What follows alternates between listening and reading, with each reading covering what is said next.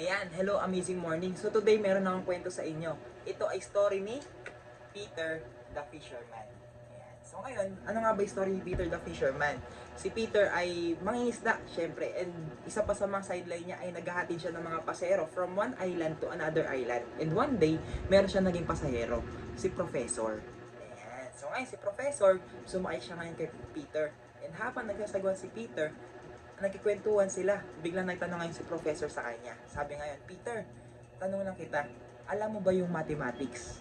Sabi ngayon ni Peter, Professor, pasensya na po. Hindi po kasi ako nakapagtapos ng pag-aaral. Hindi po ako marunong sa mathematics. Ngayon, sabi ngayon sa kanya ni Professor, oh no, Peter, you lose 1/4 of your life. So ngayon, kinabahan si Peter. Sabi niya, hala, yung buhay ko nabawasan ng 1/4. So kung yung buhay niya ay isang buo, nabawasan ng 1/4, ilan na lang yung natira?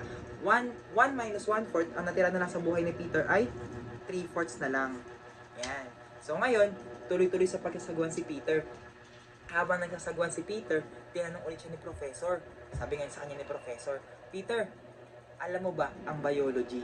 Sabi ngayon ni Peter, nako Professor, hindi po kasi ko nakapag-aral talaga. Hindi ko po alam yung biology. Eh ngayon, sinabi ulit sa kanya ni Professor, oh no Peter, you lose once again 1/4 of your life.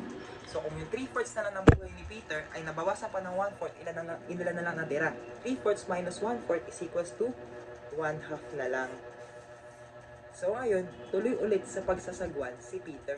Habang nagsasagwan si Peter, kinakabahan siya kasi baka tanungin na naman daw siya. And yun nga, tinanong ulit siya ni Professor. Sabi sa kanya ni Professor, Peter, alam mo ba ang astrology?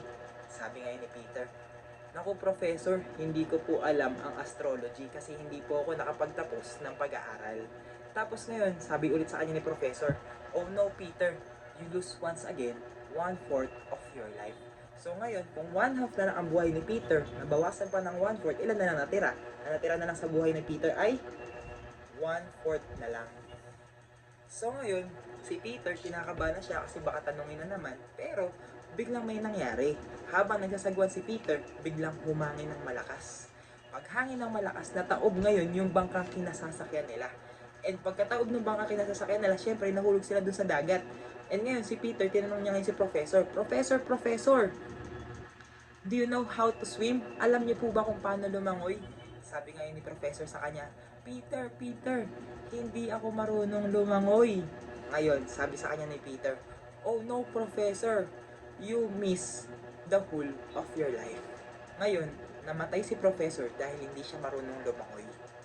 So ngayon, ano yung moral sa story? Ang moral sa story po dito, ang moral dito ay kahit anong profession mo, kahit ano yung trabaho mo, kahit anong pinagkatapusan mo, kahit professor ka man, architect ka man, engineer ka man, pagdating sa IM Worldwide, hindi mo rin magagamit kung ano yung alam mo. Ibig sabihin dito sa IM Worldwide, kailangan magtanong ka sa mga taong nauna sa'yo, sa mga taong meron ng knowledge. Parang si Peter lang, si Peter ay marunong lumangoy, si Professor ay hindi. So ibig sabihin, mas master ni Peter yung dagat. And dito rin sa IM Worldwide, mas master ng mga taong nauna sa'yo, mas master ng mga mentors yung ginagawa mong negosyo. Kahit na negosyante ka, alam mo, dapat naikinig ka pa rin sa mga mentors mo dito sa IM Worldwide. Kasi iba naman yung IM Worldwide dyan sa profession mo. Kung ikaw ay doktor, tas kami nagkasakit, sa'yo kami lalapit. Kung ikaw ay architect or engineer, gusto namin magkaroon ng bahay, sa'yo kami lalapit. Pero kung gusto mong maging successful dito sa IM Worldwide, sa amin ka lumapit dahil kami ang mag-guide sa'yo.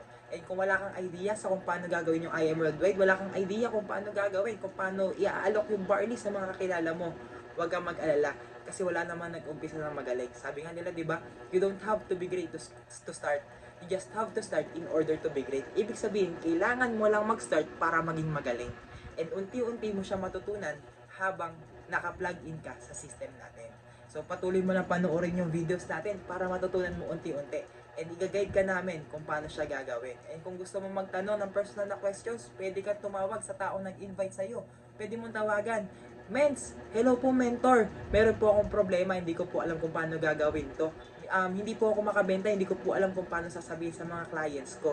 Magtanong ka lang sa kanya and i-guide ka niya. para lang kaming si Peter ngayon dito. Kahit na mas bata kami sa inyo, yes, mas bata po kami sa inyo. Hindi ko po alam, yung iba po sa inyo ay mas matanda po sa amin. Baka mamaya, mas bata po kami. And dahil po, kahit po mas bata kami, dahil po kami nasa una-una, mas may knowledge po kami dito po sa IM Worldwide. Dapat po tayo dito ay MTCAP. Dapat po, willing tayong makinig sa mga bagong learnings dahil ibang industry naman po yung pinasok nyo ngayon. And huwag kayong mag-alala, makakasama nyo kami hanggang dulo. So, see you po on the next video.